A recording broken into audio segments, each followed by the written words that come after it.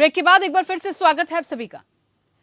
Prigozhin की राजनीतिक हसरतें परवान चढ़ रही थी, लेकिन ये उफान पर तब आई जब बाखमुत में प्रिगोजिन की वैगनर आर्मी ने रूस की सेनाओं के साथ मिलकर कब्जा कर लिया। दिक्कत ये थी कि इसका क्रेडिट अकेले प्रिगोजिन लूटना चाहता था।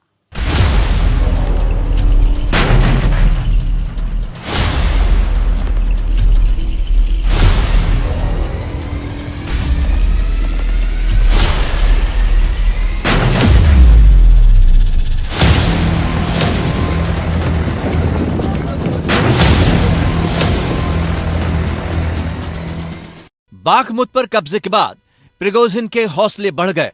वो युद्ध में विजय का पूरा क्रेडिट लेने लगा। रूस के मिलिट्री लीडरशिप पर खुलकर हमला बोलने लगा। प्रिगोजिन को लगा कि यूक्रेन मोर्चे पर डटी उसकी वैगनर आर्मी की कामयाबी को अंडर एस्टिमेट किया जा रहा है। बौखलाए प्रिगोजिन ने सीधे पुतिन को टारगेट करना शुरू कर दिया। प्रिगोजिन पुतिन की खिल्ली उड़ाते हुए उन्हें ग्रैंडपा बोलने लगा।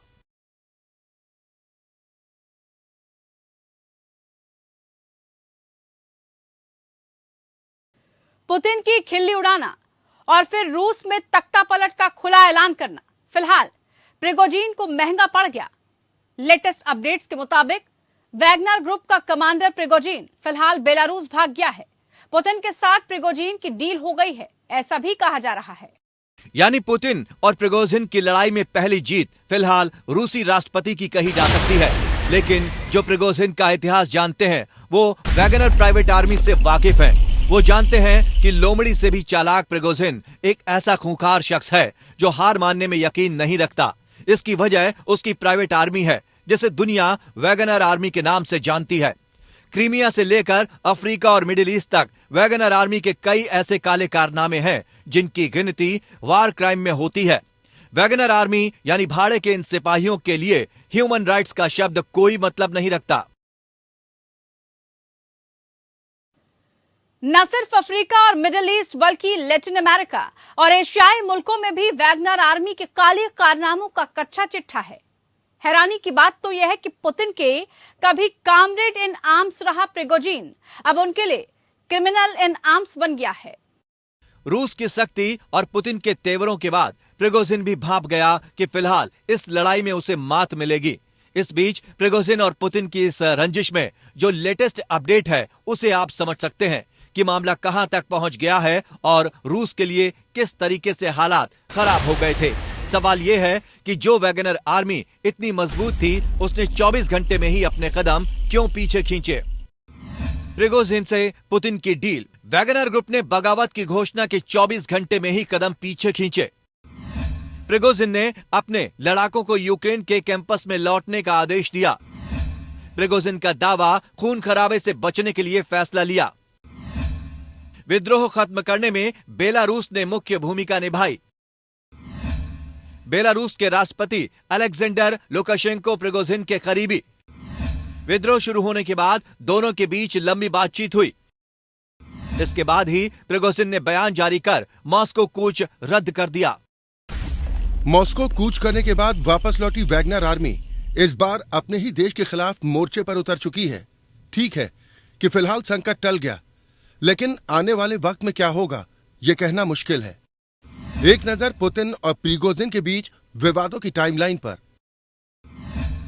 जनवरी 2023 प्रिगोजिन ने सोलेडार को जीतने का पूरा क्रेडिट लिया था। उन्होंने रूस की डिफेंस मिनिस्ट्री पर आरोप लगाया था कि वो सोलेडार की जीत को उनसे छीनने की कोशिश कर रहे हैं। फरवरी 2023 प्रिगोजिन ने रूस के डिफेंस मिनिस्टर सर्गेई शोइगु पर आरोप लगाए कि वो उनके लड़ाकों के लिए हथियार नहीं भेज रहे। इसके जरिए वो वैगनर को खत्म करने की कोशिश कर रहे हैं। 5 मई 2023 येवगेनी प्रिगोजिन ने रूस को धमकी दी थी कि अगर उन्हें और हथियार नहीं मिले तो वो बाखमुत से अपने लड़ाकों को बाहर निकाल लेंगे। एक वीडियो पोस्ट कर उन्होंने कहा था, हथियार नहीं होने की वजह से मेरे हजारों लड़ाके मारे जा रहे हैं। ये जानकारी देते हुए वो शवों के बीच खड़े थे।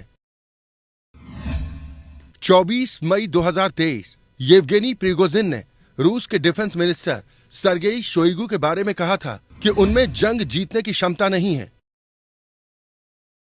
5 जून 2023 प्रिगोजिन ने दावा किया था कि बाखमुत जीतने के बाद वहां से निकल रहे उनके लड़ाकों को मारने के लिए रूस की डिफेंस मिनिस्ट्री ने साजिश रची है। रास्ते में माइंस बिछाई गई। 11 जून 2023 रूस के रक्षा मंत्रालय ने एक आदेश जारी किया जिसके तहत जंग लड़ रहे सभी प्राइवेट लड़ाकों की टुकड़ियों को रूसी सेना में शामिल होने के आदेश दिए गए थे। वैगनर के मालिक प्रिगोजिन ने कहा था, हम रक्षा मंत्रालय के साथ ऐसा कोई समझौता नहीं करेंगे। 23 जून 2023 प्रिगोजिन ने रूसी सेना पर वैगनर के लड़ाकों की ट्रेनिंग कैंप पर अटैक करने का आरोप लगाया। उन्होंने कहा कि इस हमले का बदला लिया जाएगा। इसके ठीक अगले दिन यानी कि 24 जून को खबर आई कि वैगनर ने रूसी सीमा में दाखिल होकर रोस्तोव के मिलिट्री हेडक्वार्टर पर कब्जा कर लिया है। फिलहाल पुतिन और प्रिगोजिन के बीच सीज फायर हुआ है, युद्ध खत्म नहीं हुआ। इस मामले की गंभीरता को समझिए। प्रिगोजिन के लड़ाके मॉस्को से सिर्फ 200 किलोमीटर दूर थे। फिर ऐसा क्या हुआ कि क्रेमलिन और प्रिगोजिन में डील हो गई? एक थ्योरी यह भी बताती है कि दरअसल प्रिगोजिन की बगावत के पीछे पश्चिमी मुल्कों की शह भी हो सकती है, लेकिन पुतिन इस गेम को समझ गए और फिर अपने स्टाइल में पुतिन ने कर दिया गेम ओवर।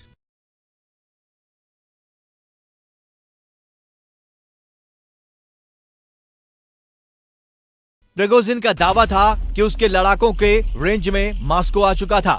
200 किलोमीटर और बढ़ते फिर मॉस्को में वही होता। प्रिगोजिन ने यह भी दावा किया कि इस दौरान उसके लड़ाकों ने एक बूंद भी खून नहीं बहाया। प्रिगोजिन ने इससे पहले यह दावा किया था कि उसके लड़ाकों ने कई रूसी सेना के हेलीकॉप्टर्स को मार गिराया। शुक्रवार देर रात रूसी सीमा में दाखिल होने के बाद वैगनर आर्मी ने रस्टॉव शहर और मिलिट्री हेडक्वार्टर पर कब्जा कर लिया। आरटी के मुताबिक प्रिगोजिन ने रूस के रक्षा मंत्री को रस्टॉव आकर मिलने के लिए कहा था। इसी के बाद रूस के राष्ट्रपति पुतिन ने देश की जनता को संबोधित किया था। उन्होंने वैगनर और प्रिगोजिन को गद्दार बताया था। पुतिन ने कहा था, वैगनर ने हमारी पीठ में छुरा घोंपा है। हमारे साथ यह विश्वासघात हुआ है। जो कोई भी विद्रोह करेगा उसे दंडित किया जाएगा।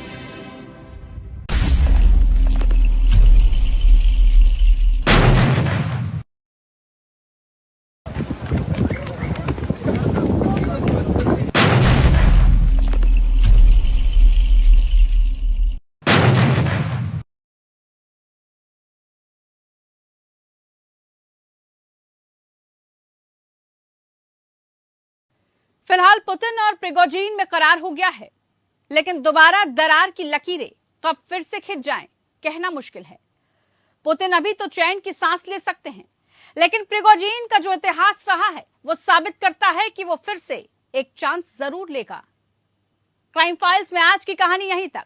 खबरों के लिए देखते रहिए एपीएन न्यूज।